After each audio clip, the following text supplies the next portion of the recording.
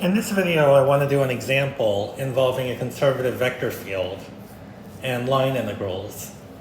So the problem says, consider a conservative vector field, capital F equals z cubed y, z cubed x plus 2, 3z squared xy plus 1. Part A says find a potential function for f, for this vector field. And then part B says to evaluate this line integral, where C is the path from the point 0, 5, 0 to the point 5, 0, 1. Okay. Notice that in this problem, we're actually given that the vector field is conservative. You don't need to check that it's conservative. And part A says find a potential function for f. So remember, a potential function is a function whose gradient is the vector field capital F. So we need a function little f such that your f sub x is that, your f sub y is that, and your f sub z is that.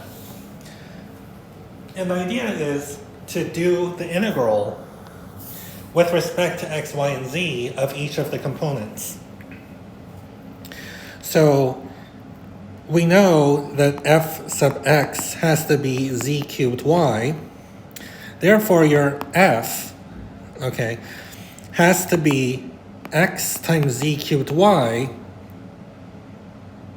plus a function of y and z.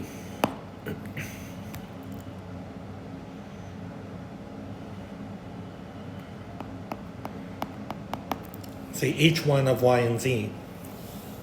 That's the only way that you can make it so that when you take the derivative with respect to x, the partial derivative with respect to x, you get z cubed y. So your f is going to be something like this. Similarly, we can do the same thing for f sub y and f sub z. We know that f sub y is going to be z cubed x plus 2, and therefore f of xyz has to be z cubed xy plus 2y plus some function h2 of x and z. And we know that f sub z is 3z squared. Okay, let me do it here so I'm not out of space. F sub z is 3z squared xy plus 1. And so my f of xyz has to be z cubed xy, right? I'm integrating with respect to z.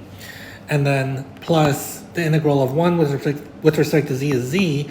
And then I have to add a potential function of x and y.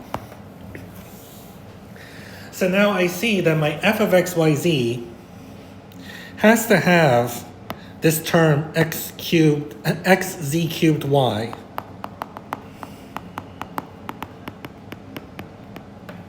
Right? And this is also here. I have an xyz cubed here. Let's actually write it as xyz cubed just to make it more consistent, okay, with the order. And I see that I also need to add a 2y. So I need a plus 2y. And then this third equation says I need a z cubed xy, okay? And I also need to add a z, so I have a z here. And notice that this function meets the requirements that I get. When I take f sub x, I get z cubed y. When I take f sub y, I get what I need to get, z cubed x plus 2. And then when I take f sub z, I get 3z squared xy plus 1. So this is my potential function. Any other potential function is going to be this plus a constant. So that's part A. And part B, I can apply the fundamental theorem of line integrals, which says that to evaluate this line integral,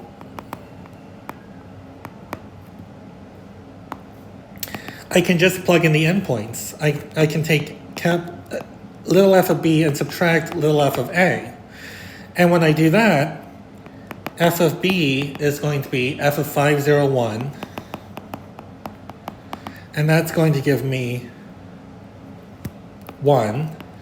When I plug in A, I get f of 0, 5, 0, and that's going to give me 10.